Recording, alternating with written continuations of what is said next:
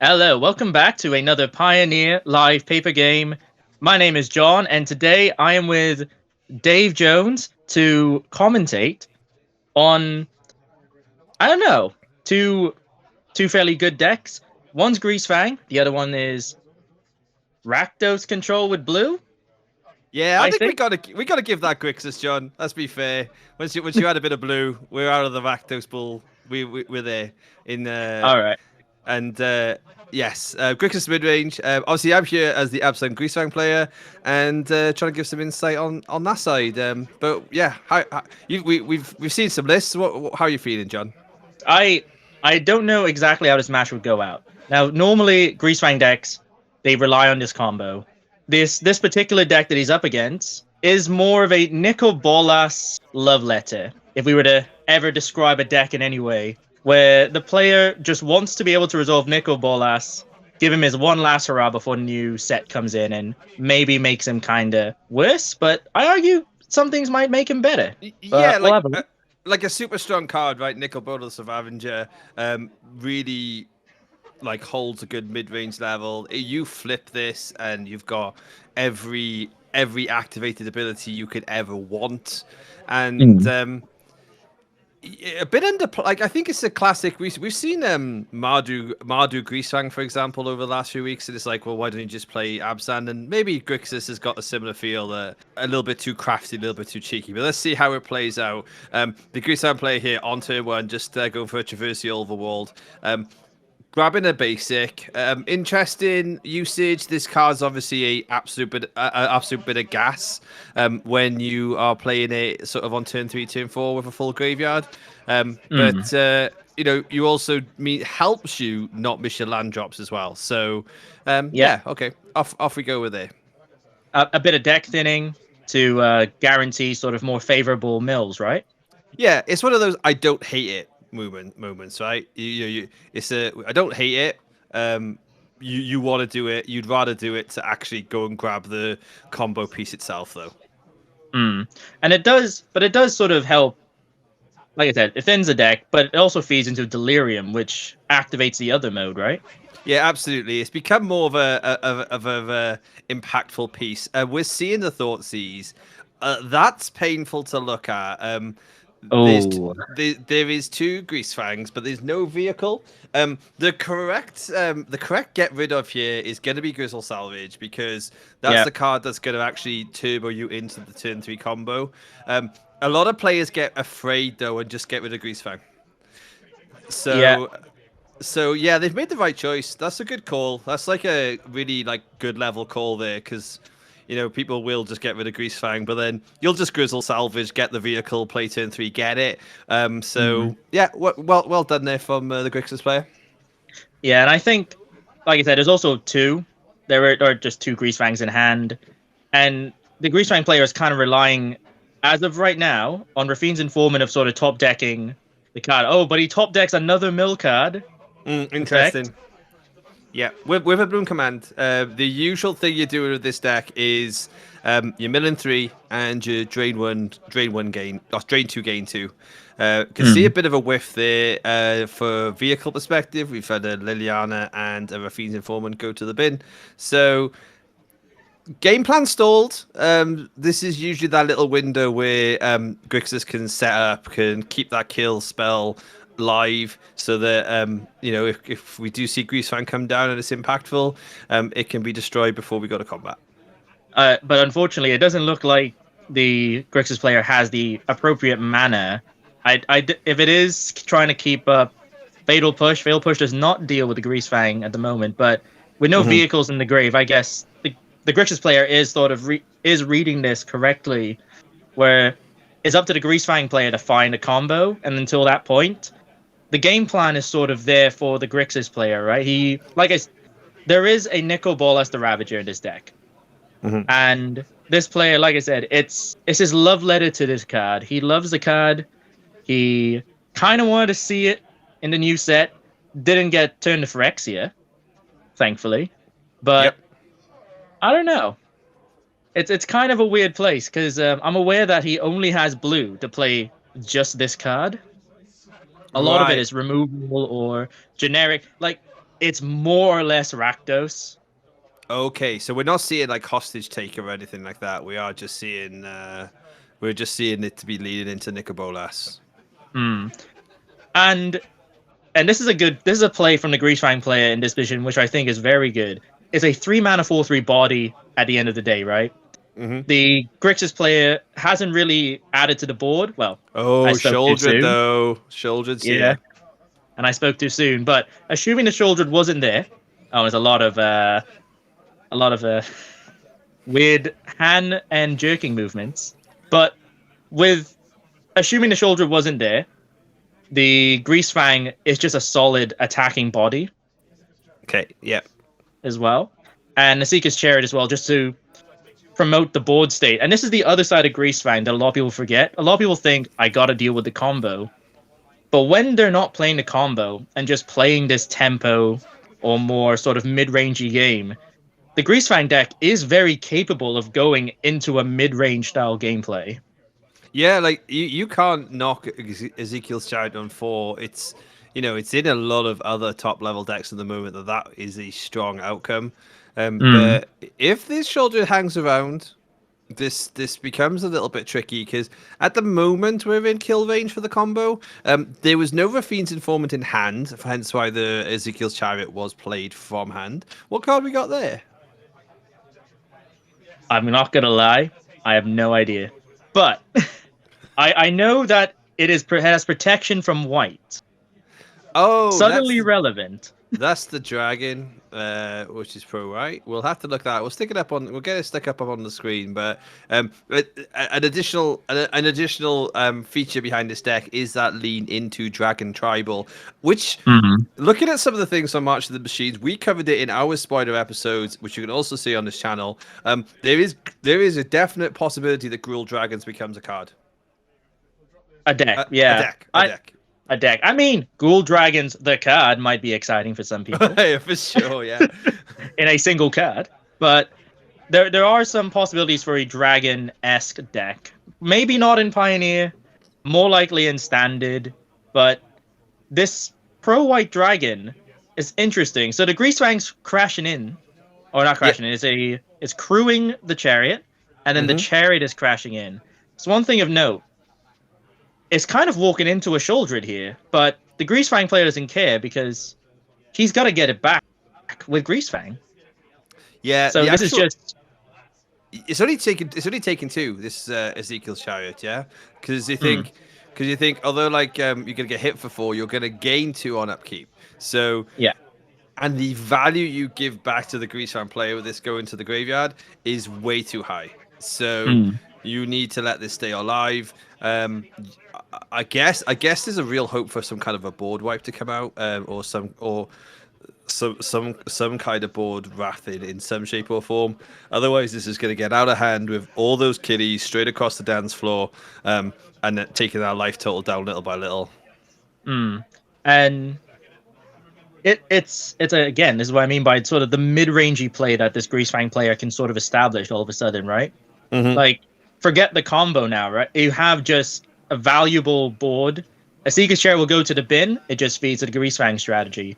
A Seeker's Chariot doesn't go in. It's still there, making more cat tokens, developing that board state. And speaking of developing a board state, we finally get Nico Bolas, the Ravager. So the big card that this player wants to play, he gets it in, and the Greasefang player bins the other Greasefang. Makes sense. No other card in hand. Big problem right now. This card in the middle is actually Storm Breath Dragon, Flying Haste Protection from white. It is now meaning that there's some aerial damage here that can do some damage. Even if those cats start going wide. But Liliana's not a card the Grixis player wants to see here. No. Have we seen a yeah, I was say that I thought we were going to see a tick up then, but it's a definite tick down because getting rid of any one of these off the board is a plus. It is, and it does give a difficult position. You want to keep the Shouldred for the eventual drain. You want to keep the dragon because it's a good blocker for any white flyers, good for white creatures. and you kind of want to keep Nico Bolas because that Planeswalker side is very powerful. A Yeah, very difficult choice for our Grixis player. yeah. And Ooh. with a heavy heart, let's Nico Bolas go to the bin. Mhm. Potentially another one in hand. What do we see there? Oh, it looks like he's okay. The Greasefang player is crewing with the Rafine and the cat. Yeah, It looks like he's going to go in with some cats. that's a play. That's a play you go with. All right, just that is currently lethal on the board. Yeah. Oh, Oh, and the okay. revolt trigger from Liliana. Right. So it. Oh, the Greasefang player probably did not expect that.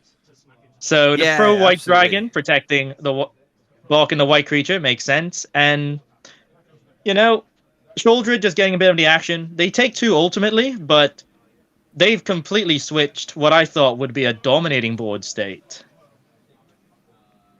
Absolutely. Absolutely. This game's turned on its head. There is no cards in hand now for the Greasefang player either. So No.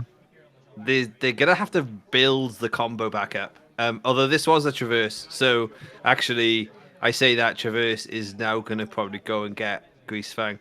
Thinking about, we saw Guardian and New Benalia there. A really interesting tech card this player is Mm. playing in this matchup, and it's something which can discard a card, instant speed, give your creature indestructible. A real interesting way to get these creatures from your hand into the graveyard. Sort of the scrap hound mutt that we've been seeing played Mm. is still in favor, but it's definitely a card locally we've been looking at and thinking about as a very strong option because an indestructible blocker for a couple of turns sometimes buys you all you need to get the combo off. Yeah, and I have had the pleasure of playing against this card. And oftentimes you think, oh, he's just tapping out, discarding. Eventually, I'll get him out. But like you said, it's a mutt. It is the mutt for the deck instead, right? And Yeah. worst case scenario, it's a card that whenever you activate its ability, will be scrying to getting you to the pieces you need. Hmm. But the Greasefang player is in need of a fairly good top deck in some regards, right? Because Greasefang's going to come down. It's going to get back the Asika's Chariot. Yep. Here Asika's it Chariot comes. will definitely get bounced back to the hand, and we're going to go back and we're going to be looking at an even more dominant board state for the Greasefang player. I don't think Shoulder is going to be able to keep up with this amount of pressure. I'm not sure either. Might be a different way of taking this line though, depending if there's any removal in hand, because you might let them kill. They may trade the dragon to get rid of the Greasefang then from a revolt trigger, but I wasn't sure what was left in hand. No, and That's a lot of cats. That's a lot of cats. it's a lot of cats, and they're all being led by this rat on a bike. Pretty standard Tom and Jerry style gameplay from our Greasefang player. Yeah, With the Liliana still on the board as well, and this that could eventually gain value if it ticks up enough, right?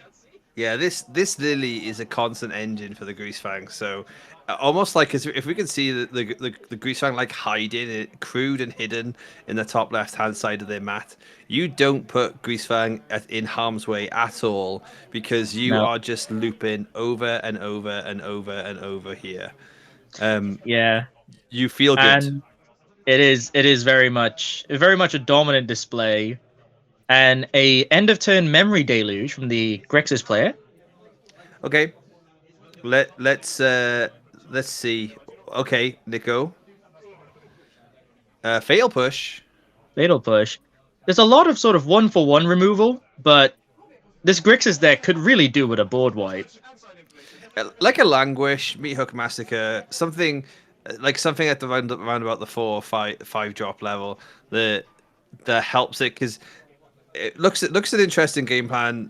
I really would have to say that The thing it's missing is it goes behind and needs to catch up. So I think it does need Mm. some kind of it may be there in the deck, but we haven't dug there yet. As we go to upkeep, do we need? We haven't gone to upkeep yet.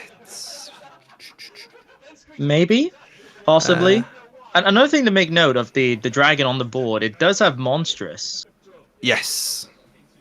so it could get bigger. But I don't know if going tall is going to help against a board that's just getting wider and wider. We are going to see a Seeker's Chariot come down again, and Absolutely. a Nicol Bolas God Pharaoh. Yep, the actual straight up planeswalker Nicobolas here. So this can change. This can take. This can down tick like Lily style, but then it's just going to be cat sacks after cat sacks, right? So instead, Hmm. it's got to surely be destroy target creature or planeswalker that is Yeah, used on the down tick here. and it has to deal with the Greasefang. There it is. There are still a few mana cats, and there's another thing as well. The thing you think, oh, I'll just attack with the dragon into the Liliana, get her off the board, but with the amount of but the crackback is just going to be too difficult. We did see there was a fatal push in hand, Yep, so it there might is. be a good combat trick. But oh, and the Grixis player is opting not to attack, letting the Liliana live again for one more turn. And what is the Greasefang player top deck?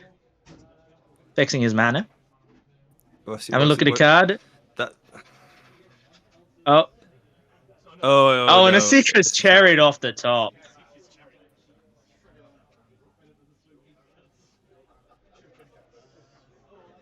I cannot see how a Grixis player can come back from this, Dave. I'm not sure. This is just so much value all around. Mm. And he sacks the Liliana to.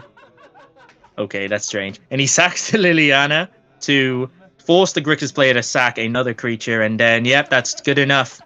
That's us going to game two. We decided to cut game one there because it's going to go back and forth. Eventually won by the Absent Greasefang player. So they are currently 1-0 going to game two. However, have you ever thought about subscribing? If you're watching this and you're one of the 75% of people who are still not subscribed, come on, it's free. You'll make a boomer's day, and you can come back 4 times a week for Paper Pioneer action as we head into the March of the Machines format.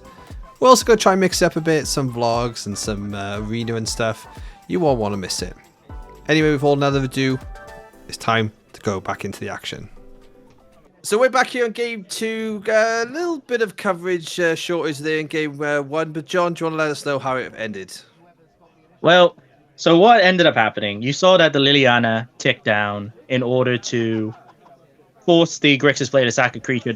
The creature he ends up sacking is the monstrous dragon, opting to keep shoulder on the board, but ultimately couldn't overcome the wide board state with the amount of cat tokens and Rafine's informant just crashing in. I mean, it was just valuable board state for the Greasefang player. And that's what I mean where the mid-range plan of the Greasefang deck is just as effective as the combo plan. Yeah, we cut it short really, as well as like the footage decided there that was about the most impactful time. We were going to watch a grind out, create more tokens, sack a thing, create more tokens. Where yeah, the Greasefang player did take down game one. Going into game two, the Greasefang player will tend to lean here more towards a bit of protection for the combo pieces. There's things like Tamio safekeeping, which are there in the sideboard. I can imagine we'll see the same thing from Grixis, some more targeted removal. A Braid is probably a card, and actually I think a card we saw there in the opening choices. That is a really good Yeah, choice here, and pretty much more of the same I think we're after here in game two. yeah, but a bit of a slow start from the Greasefang player, where there's no turn one play Okay, yeah. into sort of the tap play of the Grixis player, spending 2 mana to play. Oh, what a classic card! What a Jace. handsome card. It is Jace Vryn's Prodigy. Oh, and oh, okay. A little excited, a little excited. I'm a little excited too. This is a card very close to my heart. Um, one of the best like sets of planeswalkers ever printed, where you get the creature half, the filler condition, you get the planeswalker half. I think a very unique and great way, and it kind of fits strangely in this deck, I guess, as sort of a looter. Surprisingly, it survived. Get and Greasefang isn't, you know, isn't necessarily short on removal themselves, but I'm guessing Jace Vern's Prodigy isn't really showing sort of a aggressive or board impactful. Yeah, I think it was purely because they had their nut turn two play, right, which is on end step, Grizzle Savage, which is go look at top five, pick Mm. out of that a creature or a land card. At this point, well, even if there was Greasefang in hand, unless they were missing a third land, they were always taking it. I say that Yeah. though, but what's actually missing is white, is white mana, which is needed Mm. for Greasefang. They also don't have anything in the in the graveyard either. But a hard cast, interesting, because that's risky. But It is a bit, and with I think the Grixis player was just more surprised that Jace was still on the board. I think so. Typically, this card would be gone by now, and he's opting to use it end phase or not. Oh yeah, okay. So he's opting to use it eventually, but Greasefang again. This is a 3 mana 4/3. Jace, as handsome as he is only a 2 mana 0/2 right now. He's not going to be effective for a while. You need 5 cards in the graveyard, but there's the Abrade you talked about. Yeah, no. Sometimes as a Greasefang player, you just got to take your licks, right? You Hmm. got 4 Greasefangs, you have recursive effects to bring them back, and you just got to make them have it. Because Yeah. I've sat on Arena in the past couple of days in the Explorer event, and thought seized my opponent and been sitting across from 2 rending volleys, 2 obliterating bolts of the braid, and just been like, at some point, I've just got to remove my creatures. So Yeah. you sequence yourself up to that mid range plan as we've been talking about, because yeah, the timing had been taken to remove it, but they were able to just counter back with Shieldred, and that's a pretty big bomb that makes the Grisang player think about the next turn, because they have 10 damage coming back at them, so they need to at least think about in 2 turns how they're going to swing this around. Yeah. And it doesn't help with the mana confluence on the board. Also, taking at them with damage. It's a very like this board state sort of screams mid range. I have board control. I'm just gonna do my thing now. If only the handsome Jace was slightly had just one power to do stuff, but I think the card filtering might be equally as valuable here, just to sort of get into more answers, because I don't believe there was another Abrade in hand. And as we've seen, Delirium was available for the Greasefang player to just find another Greasefang. And it's like you said, eventually the Greasefang deck just has to play into those removals and eventually just get one to stick, right? Yeah, no, absolutely. Interesting inclusion. Oh. We had a little bit of a stray card there under the mat. But in interesting inclusion, which we haven't seen. We'll have to obviously check the lists for. Is Drowning the Lock is not there, which Okay. I think that's a useful spell that would have just gone a long way here as well. Hmm. Removal, counter spell, maybe something for a future build. We see an Assassin's Trophy. Uh, All right. great All right. removal, great removal instant. Will mean a little bit of land vamp though. So yeah, what have you got up your sleeve here? We know there could be a Greasefang, but we know if one comes down on its own, there will not be anything in the bin for them to get back. Are we gonna No. see that? Are we gonna see a classic turn 5, Rafine's Informant, loot away a Parhelion, and drop a Greasefang? I don't know. Like they seem to be cooking up something. Sometimes you do get explosive turns, but other times that abrupt decay had to come down in order not to just generate more value from the Shouldred. Because that Oh Shouldred yeah, was going to gain the Grixis player 2 more life here. yeah. But strangely, kind of feeds into the Jace strategy.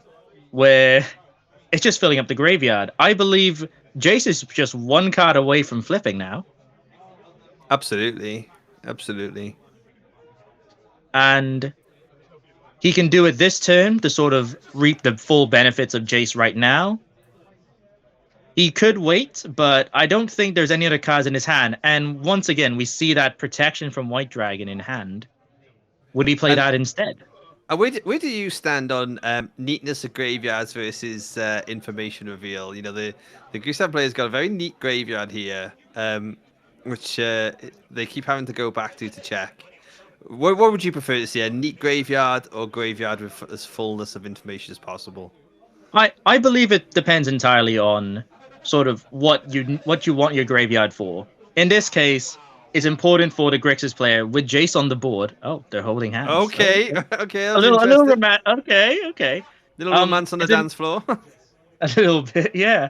But it's good for the Jace player to know how many cards he has in his graveyard at all times, so he knows when the flip is coming. The Yep. Greasefang player only cares about one or two cards being in the bin, and that's typically the vehicle that he wants to get out of the graveyard. And here is that Rafine. Oh, into Parhelion. Oh, but Oh, we're mate, you missing. should. But I should play this deck more often, I suppose. We'll have to say about that. But we are missing the white mana. That was the dream. Was probably spiking a temple garden or something as well. Didn't happen. But yeah, we're set up. We're set up.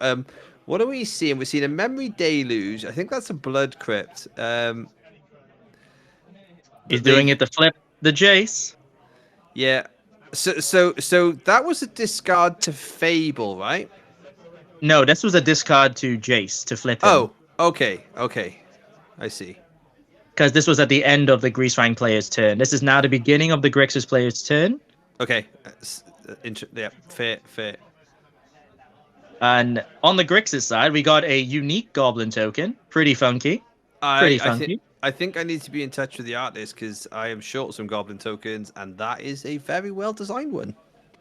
Oh, I am in good knowledge that this token was actually drawn by the partner of our Grixis player. Great. And if we do need some commission work, we may need to ask this person. Yeah, well, you know, they could make a pretty hack or two out of it. We have to get hold of them. we'll have to get hold of them. Oh, just for context, this person does not care about magic as much as we do. I know exactly, but they got an artistic hand, which is the important thing. So a memory deluge just got discarded.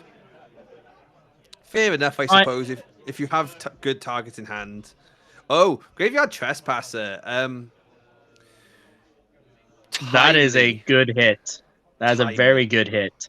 I think, I mean, you know, he's got to have a look, but I think the choice is obvious. There's only one vehicle in the yard, and might as well keep that Greasefang combo out as long as you can, right?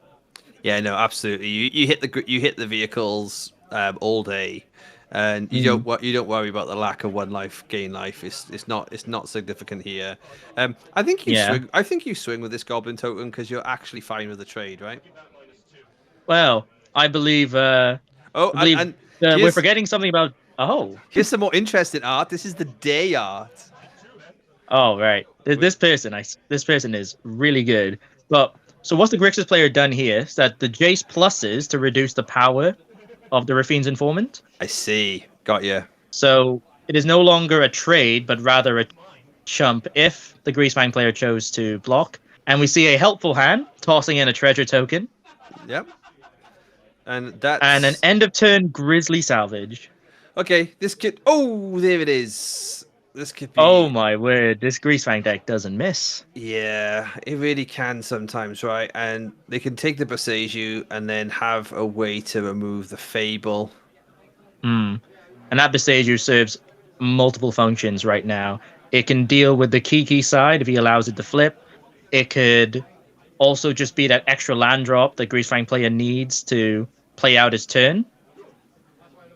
And he's opting to take the one life. It's going down, but not in a very dangerous position. And there's Greasefang. We know that Parhelion's in the yard. We're going to be seeing a massive swing. Probably some Jace. I think so. I think you're not on a one-turn kill here, so I think you do the most mana efficient thing that you can. Sorry, attack efficient thing you can.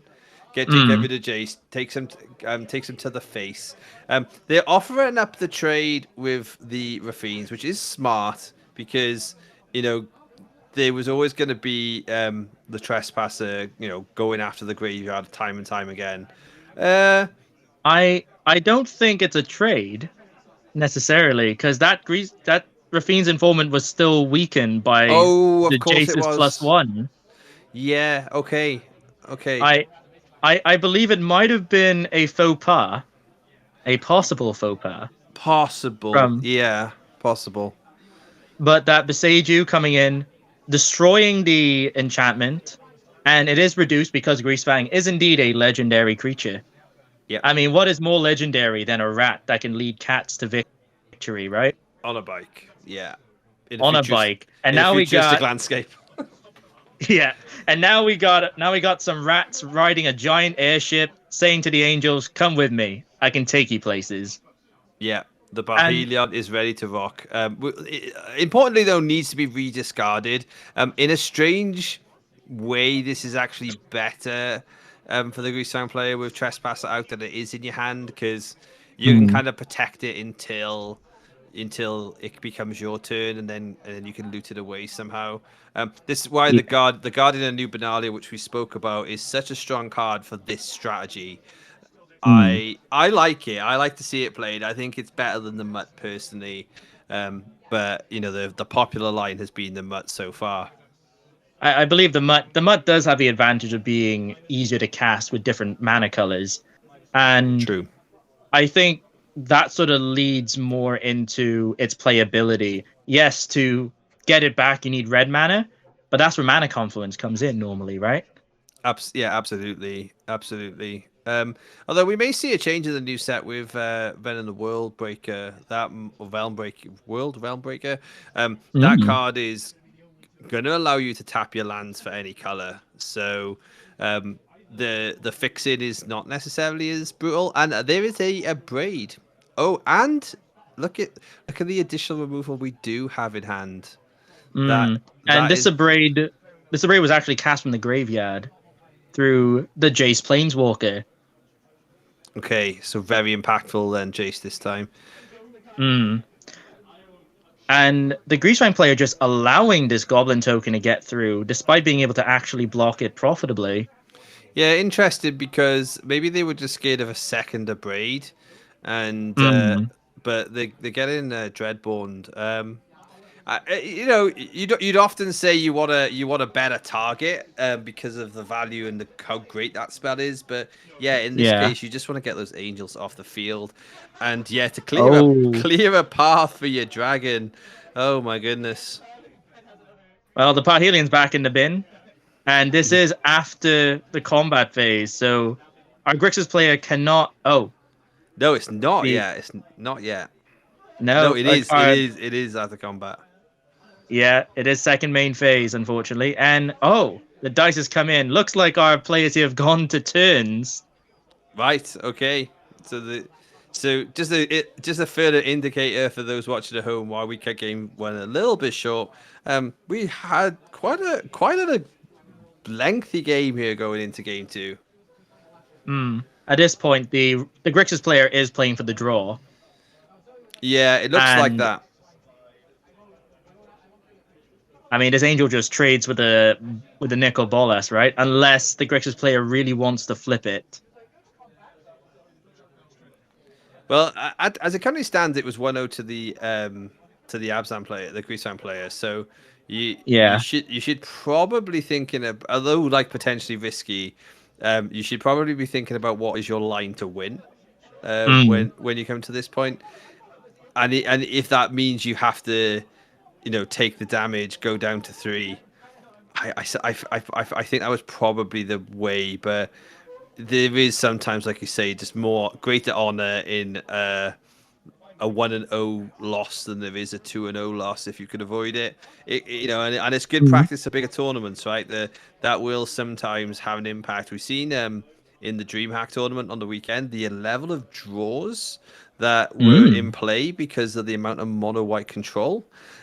Really probably meant if in some games where you might have only lost 1-0 rather than 2-0, you might have been your difference in tiebreakers, you know? Yeah, it's possible. Oh, and a second nickel ball S. Maybe that's why the trade was so easy. But an interesting interaction here was the Jace targeting a cat to weaken it. This would have made it harder for the Greasefang player to crew, so he had the crew in response in Hmm. order to be able to block the trespasser profitably. So this is some good interplay, and it we're not entirely sure. It looks like the Grixis player is gonna go in, try to hit that Parhelion again, and there's still one more in the bin. A Greasefang top deck could completely change this game. Yeah, do you just do you just take a creature? Oh, Brotherhood's End. Oh, that is a really good play from our Grixis player, dealing damage to the Asika's Chariot, knowing was going to get blocked, and just clearing the board. And So, you still have a good blocker, a 4/4 Nicol Bolas on the board. You still have Jace the Mind Sculptor. This is unfortunately turn 3, and oh, oh, okay. And they ah, they took Traverse off the top. We're gonna go and get Greasefang and bring back Parhelion. Oh, so unfortunate.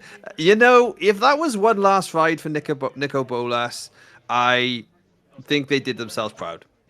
Whether we'll that see was more or less, yeah, if we'll see more or less mm, after rotation, who knows? But that was an entertaining game to watch. and it was an impressive way to sort of try to come back from it. It was just Greasefang just had a few good top decks to just get him through, and the multiple Parhelions in the bin was just difficult. The Grixis player just couldn't deal with it so often enough, and but more a testament to what you said, where the Greasefang player just had to play into that removal, right? He just had to keep Absolutely. going, and eventually he got there. And Greasefang, what a powerful card.